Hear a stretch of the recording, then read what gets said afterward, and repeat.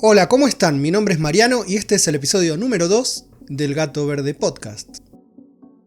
Antes que nada, les aviso que hay un poco de sonido ambiente ya que los pájaros han decidido mudarse más cerca de donde estoy, así que vamos a escuchar un poco sus cantos. En el episodio anterior hablamos un poco de por qué dibujamos, cuáles eran las etapas del dibujo en la infancia y hablamos también de por qué habíamos dejado de dibujar. En esta ocasión vamos a hablar un poco de cómo empezar a dibujar, o mejor dicho, cómo hacerse una práctica semanal o cotidiana de dibujo, y qué hacer a la hora de querer hacer de esto, por ejemplo, una profesión o una búsqueda más profunda. Por eso, si conoces a alguien que quiere volver a dibujar, o está con ganas, pero le cuesta, quédate hasta el final, te voy a dar algunas recomendaciones y ejercicios para hacer y reconectar con el dibujo. Antes que nada te voy a pedir, porfa, si te suscribís al canal, activas las notificaciones, compartas este podcast y lo comentes, así me ayudas a que crezca el canal. Dale, mil gracias. Como decía antes, no sería exactamente empezar a dibujar, sino retomar el dibujo donde lo dejamos, en ese momento que dejamos de hacer la práctica de sentarnos con el lápiz y la hoja, quizá de una manera más lúdica o más en juego. Y para eso debemos ver o debemos pensar un poco por ahí qué es lo que nos conecta con el dibujo. Cada persona tiene un vínculo diferente con esta práctica. Puede ser, no sé, porque te hace acordar a la infancia, porque te hace acordar a la adolescencia, porque por ahí lo compartías con alguien, o estaba en algún momento de tu semana cuando eras niño o adolescente. Hay un momento en el que nosotros nos vinculábamos muy fuerte. Por ahí era en tu habitación, cuando estabas o volviendo de la escuela, por ejemplo, ¿no? Cada persona tiene su momento. Por ahí estás viendo los dibujos animados, tomando la merienda a la tarde. Y también hay otras personas que conectan con el dibujo más que nada porque les gusta. Es algo que visualmente les llama la atención, les gusta también utilizar herramientas. Hay gente que tiene curiosidad porque nunca se puso a explorar el mundo gráfico. O hay gente que se conecta con algo muy propio de sí misma. También hay gente que dice me relaja, me hace bien, me calma. Está bueno saber, ya que eso nos va a ayudar a motivarnos o a saber por dónde engancharnos a la hora de practicar el dibujo nuevamente. Hay gente que también les gusta mucho la práctica del dibujo para desconectarse de la rutina. Por ahí trabaja todos los días en una oficina, va a la facultad, tiene un montón de ocupaciones y por ahí un rato de su semana volver al dibujo es volver un poco a uno mismo, a una misma. También te permite expresarte, te permite encontrar una nueva búsqueda, nuevas posibilidades que podés tener dentro de tu expresión o incluso a pensar cosas. Es súper interesante saber qué es lo que nos engancha o nos motiva al dibujar. Acá lo que viene y es muy importante es que vamos a tener que tomar una decisión. Debemos empezar a practicar, tenemos que empezar a dibujar y hacer de esto un hábito más o menos cercano. Lo podemos hacer solos o lo podemos hacer en compañía. En principio, simplemente garabatear sin esperar nada a cambio, solo jugar, encontrarse con la herramienta, encontrarse con el papel, ver lo que sale automáticamente. Hacer una experiencia incluso por ahí más cercana a la motricidad, como hablamos en el episodio anterior, ¿no? De que la práctica gráfica a veces era rayonear para ver cómo se siente o trazar. No hay que perder nunca eso y bueno, si hace mucho que no dibujamos está bueno reacostumbrarnos a la herramienta. También te recomiendo conseguirte un cuaderno de hojas lisas o rayadas. Puede ser de un tamaño que sea cómodo para vos, porque por ahí, no sé, un cuaderno muy grande, si trabajás y andás en la calle siempre, te resulta muy incómodo. Por ahí un anotador pequeño o un cuaderno chiquitito puede ser mucho más cómodo. También con el cuaderno vas a tener un vínculo, medio como cuando íbamos a la escuela, podemos hacerle una carátula, decorarlo, vincularnos con él como un objeto donde vamos a pasar mucho tiempo probablemente dentro de él, dibujando, agregando cosas y está bueno vincularnos profundamente. También encontrar una herramienta que nos sirva para dibujar. Puede ser un lápiz, hay gente que le gusta mucho dibujar con lápices de diferentes grosores o de blandura o dureza. También un marcador finito o un marcador grueso, dependiendo de tu estilo y tus ganas de explorar gráficamente. Una lapicera roller o una microfibra, lo que te sea cómodo y que lo puedas llevar en tu bolso o en tu mochila sin problemas. Lo otro que tenemos que tener en cuenta es que, como cualquier práctica artística, el dibujo requiere tiempo, que no tiene que ser mucho necesariamente, pero sí tiene que ser de calidad. Por eso, si sos una persona ocupada, que tenés una semana muy activa, podés revisar tu agenda y ver qué tiempos tenés para dedicarle realmente. A veces no es mucho, solamente con una media hora o una hora en algún hueco que tengas te puede servir un montón. Puede ser, mucha gente que conocí, por ejemplo, dibujaba en el momento del almuerzo, cuando salía de la oficina, o a veces en un transporte, cuando viajaba de un punto a otro en un colectivo o en un tren. Es importante saber que esos tiempos muertos, que normalmente uno los pierde hoy en día con el celular, podríamos aplicar a dibujar. Por eso la cuestión del cuaderno y hacer portátil la técnica. Además también exploramos mucho el exterior también, porque lo que vamos viviendo mientras estamos viajando en un colectivo o en un tren, o lo que vemos en una oficina o en el lugar donde almorzamos, por ejemplo, puede ser interesante para dibujar, ¿no? El entorno nos va a modificar mucho lo que sentimos y por ende los dibujos van a ser diferentes. También está bueno revisar horarios en los que tenés la energía para concentrarte en sentarte a dibujar. Si sabés que vas a estar con súper estrés en un horario y decís, bueno, pero este horario lo tengo libre, pero vas a estar hiper estresada o estresado, y capaz que sí, te sirve bajar con el dibujo, te calma. O por ahí ni siquiera podés concentrarte en agarrar el lápiz, ¿no? Entonces está bueno evaluar qué momento es el mejor dentro de tu rutina, que sabes que no van a haber elementos distractivos o disruptivos para que puedas sentarte a dibujar a gusto. Hay también momentos en la semana o en la rutina cotidiana donde uno también siente, si tiene una naturaleza creativa, sentís más ganas de dibujar, más ganas de imaginar, de observar. A veces son momentos muy pequeños, casi insignificantes, donde medio que soñamos despiertos o visualizamos ideas o divagamos. Esos momentos que tienen ese tono son geniales para crear, porque es como de la atmósfera de la cual sale el dibujo o la creación, donde uno deja de pensar en la realidad como un espacio sólido y concreto y de cumplir, y se encuentra con estos espacios que son más ensoñados y reales. Hay gente que tiene mayor facilidad para esto o para registrar que le pasa esto, y hay gente que no. Por eso está bueno, porque el dibujo o la práctica del dibujo también nos permite entender algo que es vital, y es saber en qué momento nos sentimos más conectados con la característica del crear, con el clima del crear. Otra de las cosas importantísimas a la hora de practicar dibujo es conocer cómo funciona nuestra energía a diario. Hay gente que es diurna, que funciona muy bien de día y de noche no tiene concentración ni energía para nada, y hay gente que de día está arrastrada o sin concentración y en la noche se activan y están súper creativos y sensibles, ¿no? Esto es el típico mito de las alondras y los búhos, refiriéndose a las alondras como los seres diurnos y a los búhos como las personas nocturnas, o que se sienten más a gusto en ese momento del día. Esto es re importante. Si uno conoce a artistas, escritores, dibujantes, músicos, van a ver que hay distintos perfiles de artistas según la noche o el día. Hay músicos, incluso dibujantes o ilustradores, que te remiten más a la noche, y otros que sentís que es de día lo que están creando, ¿no? Y esto tiene que ver muchas veces con esta naturaleza de la energía de una persona que crea, ¿no?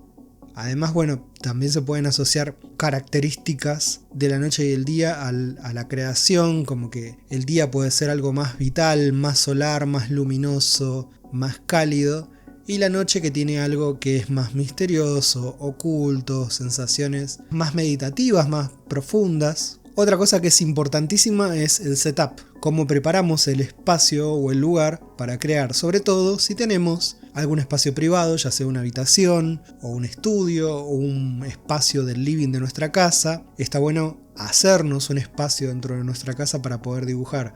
Si tenemos una mesa llena de elementos y no tenemos, no sé, aunque sea medio metro libre de la mesa o 40 centímetros libres de la mesa, como para poder extender nuestras manos hasta nuestro codo sobre la mesa, va a ser muy difícil dibujar. Y lo segundo es que si no tenemos ese espacio, es como que tampoco le damos espacio en nuestra vida a la creación, ¿no? Anteponemos otras cosas en el espacio que podría ser para dibujar, y entonces nunca se da la situación, no generamos el ambiente.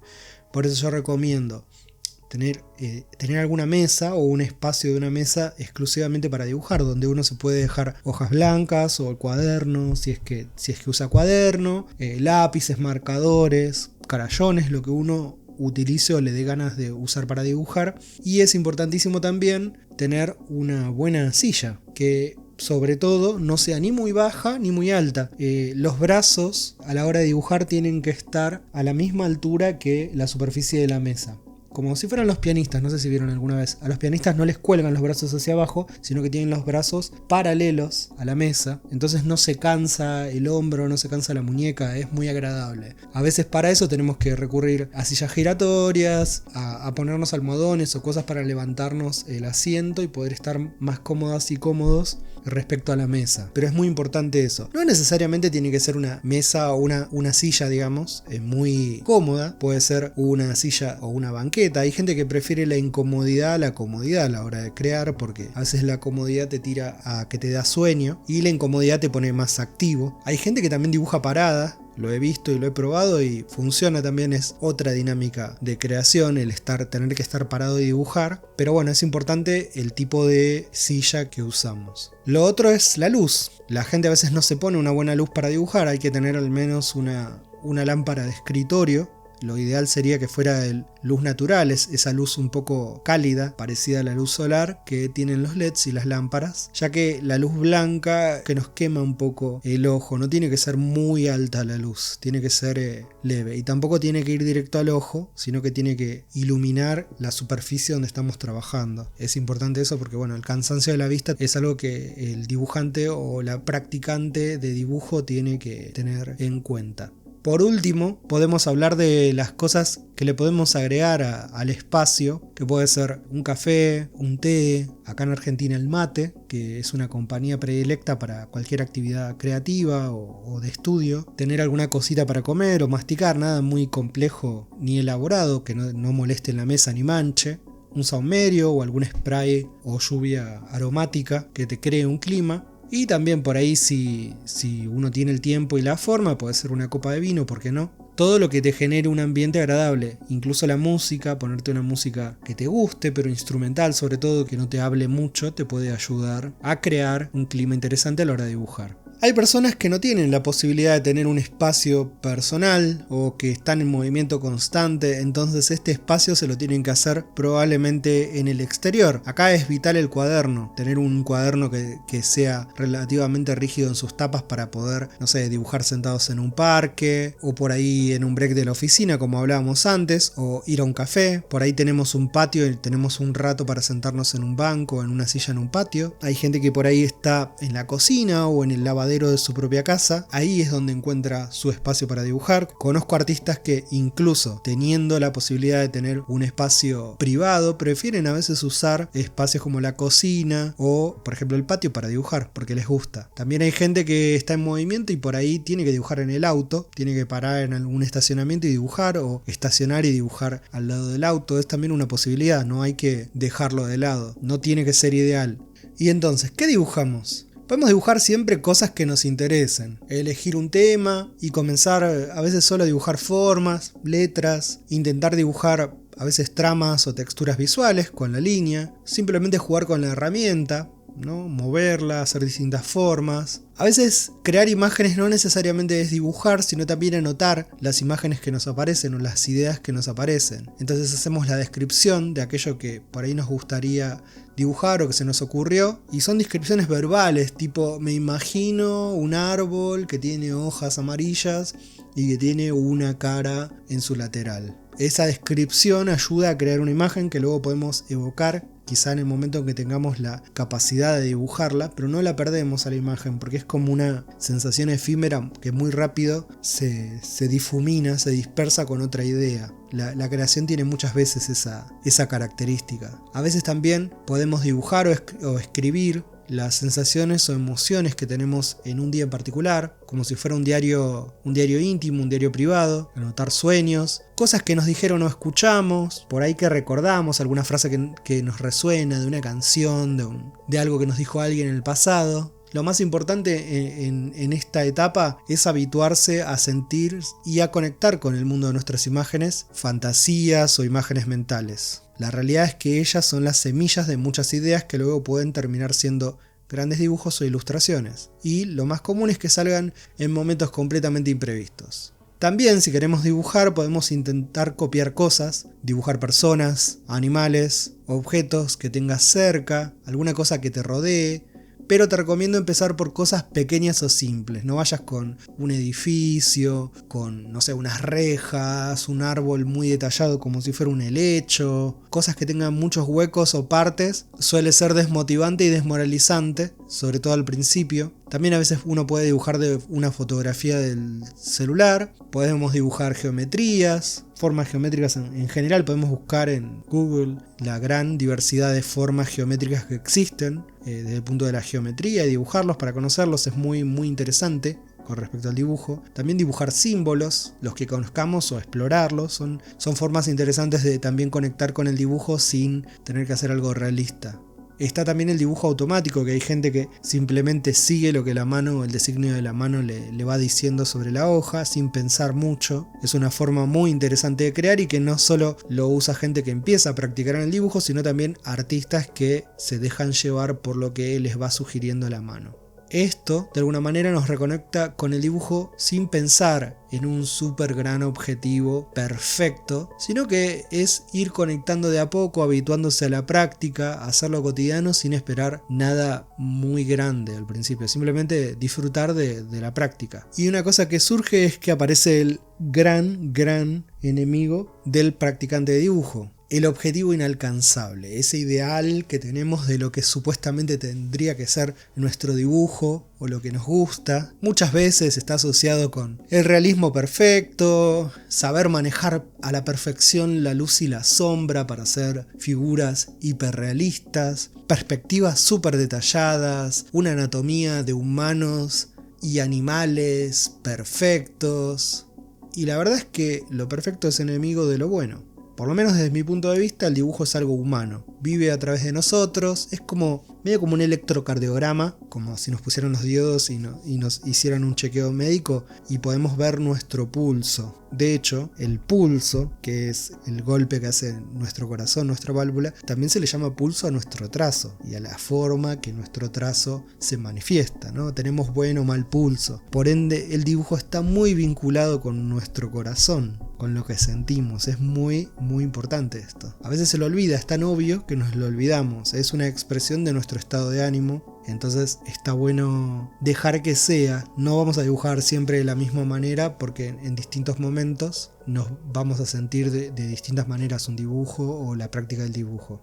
Por otro lado, el dibujo es un proceso artístico que requiere tiempo. Nos pide práctica, corrección, más práctica y un corazón flexible para aceptar nuestras limitaciones momentáneas y saber cuánto podemos mejorar también.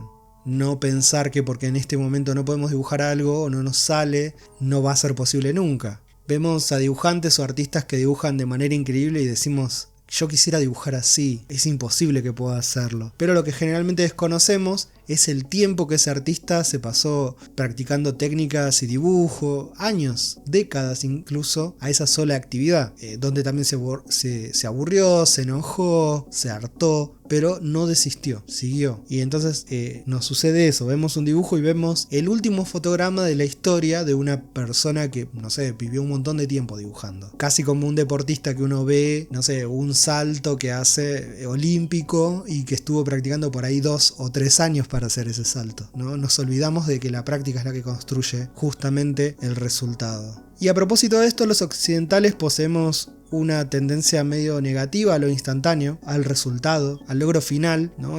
Somos una cultura centrada en el afuera, en el éxito, en lo que se tiene que lograr como resultado. Pero, por ejemplo, las culturas tradicionales orientales, como el budismo, proponen en las prácticas creativas un centrarse en el proceso más que en el resultado, ya que ahí realmente es donde estamos conectando con la práctica creativa. Podemos ver el dibujo como el momento en que uno dibuja y el dibujo en la hoja como el resultado de la consecuencia de ese momento. El dibujo, aunque uno no lo sepa, estuvo antes en nuestra nuestra mente o en nuestra inspiración y resulta en la hoja. Esto puede parecer muy paradójico, pero es interesante porque el dibujo es el resultado justamente de eso, de haber tenido una idea visual creativa mucho antes. Por esto es maravilloso practicar, hallarse con la hoja sin esperar mucho e ir al encuentro con la sorpresa de lo que aparece en la hoja. Luego aparece algo que también me menciona mucha gente, que es: no tengo ganas de dibujar. Es natural, incluso aunque uno se dedique de lleno a la creación y al dibujo, que no siempre uno tiene ganas de dibujar. Pueden pasar días sin que uno dibuje, o que uno dibuje poquito o nada, pero es vital no desistir. A veces otras cuestiones de nuestras vidas exigen atención. Son cosas inmediatas, reales, de salud, emocionales, y entonces no vamos a dibujar. Pero si deseamos realmente dibujar y no lo hacemos porque ponemos excusas, es obvio que en algún lugar no nos estamos sincerando con nuestros objetivos. O sea, tenemos objetivos irreales que no podemos llegar y entonces desistimos, o no sabemos tolerar la frustración, que es esto de que no nos salga algo y todavía no poder tener un resultado. No queremos esforzarnos, o a veces estamos extremadamente distraídos con otras cosas, con otras imágenes, con el celular. Por eso para el dibujo es vital equilibrar la cantidad de imágenes que ingerimos por los ojos. Esto parece algo muy extraño, pero la cantidad de imágenes que vemos nos afectan. Si vemos demasiadas ilustraciones o imágenes, cansamos al ojo y a la mente. No sé si les pasó alguna vez ir a un supermercado o un shopping y volver a sus casas y sentir cansada la cabeza o la vista, no solo por los estímulos de sonido, sino sobre todo por los visuales. El movimiento del ojo sobre un montón de estímulos cansa y nos empacha, nos harta y no nos da ganas de dibujar. Por eso es necesario tener cierto silencio visual alrededor. Si uno va a practicar dibujo, tomarse unos 10 minutos, unos 5 minutos sin mirar el celular, sin mirar la tele o la PC, la compu, porque en el dibujo debemos prestar atención a las imágenes que aún no vemos y que sentimos adentro. Y si de afuera vienen un montón de imágenes ya creadas que compiten con nuestras imágenes que todavía no pueden ser, el cerebro se cansa, se vuelve perezoso, está acostumbrado a recibir imágenes ya hechas. Y te cuesta más sacar las imágenes internas que todavía no están realizadas. Si te llenas de muchas imágenes todo el tiempo, de referencias, de influencias, no vas a querer hacer nada porque ya están esas imágenes, las ves todo el tiempo. En cambio, querer generar una imagen justamente tiene esta característica de encontrarnos con las imágenes que tenemos dentro en un silencio para poder intentar crearlas. Si queremos, entre comillas, tomarnos en serio el dibujo y volverlo una práctica profesional, ya sea para practicar de manera profunda o porque te querés realmente volver un profesional de esto, trabajar de esto, las temáticas de dibujo son bien claras y uno puede comenzar a practicarlas. Lo podemos hacer con un docente o un maestro, o recurrir a docentes que ya existieron y dejaron su material, libros, autores que exploraron estas temáticas centrales del dibujo. Las grandes temáticas son parecidas a las de la pintura, y son como si dijéramos las temáticas que un músico debe aprender en el conservatorio. Pero en el dibujo siempre son las mismas, más o menos, que es el manejo de las herramientas de línea, como el lápiz, el pincel, el plumín, la microfibra, cualquier herramienta con la que podamos trazar o dibujar. Podemos también conocer y profundizar en el dibujo de figuras geométricas, ya que mucho de lo que existe en la realidad tiene una base geométrica, aunque la desconozcamos. Está bueno hacer prácticas del conocimiento de las formas orgánicas, encontrar libros de dibujo de anatomía humana y animal. En principio a veces es solo copiar para conocer, porque hasta que no lo vemos no podemos entenderlo, entonces copiamos y luego tratamos de crear basándonos en esas referencias. Lo mismo que con los animales, podemos encontrar libros de dibujo solo sobre caballos o sobre cierto tipo de animales, o incluso practicar a partir de fotografía. También podemos encontrar libros, por ejemplo, de anatomía, como puede ser el libro de Andrew Loomis de dibujo de figura humana. También hay un autor muy conocido que se llama Bridgman, que también estudió mucho la figura humana. Hay otro autor también que se llama Barn Hogarth, que también exploró un montón la figura humana, quizá de una manera un poco más mecánica, pero súper interesante para ver. Después, desde el punto de vista del dibujo más expresivo, podemos encontrar, como digo siempre, el libro de Betty Edwards, Dibujando con el lado derecho del cerebro, sigue siendo maravilloso y se consigue. Muchos de estos libros que mencioné, algunos están libres de derechos, se pueden encontrar los libros de Loomis online en PDF, también se pueden comprar, hay algunas editoriales que los han impreso. También podemos explorar con el dibujo elementos de lo botánico o de lo vegetal, dibujar plantas, flores. Es muy enriquecedor conocer todas estas formas, ¿no? Lo mismo que todo lo orgánico, o elegir una temática como por ejemplo los elementos de la naturaleza para dibujar. Entonces probar de dibujar, no sé, fuego, agua, formaciones de tierra o lo que la tierra trae, los minerales y el aire por ahí en sus formas de manifestarse, es decir, cómo afecta a las cosas. No importa si no nos sale perfectamente, si no lo entendemos, es más que nada meterse en el asunto, ¿no? Tener una curiosidad. Después hay muchos libros también que exploran, volviendo a los autores, el dibujo del espacio en su representación, perspectivas o similares, que Andrew Loomis, por ejemplo, tiene un libro que se llama Dibujo Tridimensional que explica muy bien la perspectiva. No hay que volverse loco con esos libros, ya que tienen un montón de técnicas para dibujar en escala y etcétera, que si uno no las pretende utilizar porque por ahí son demasiado técnicas,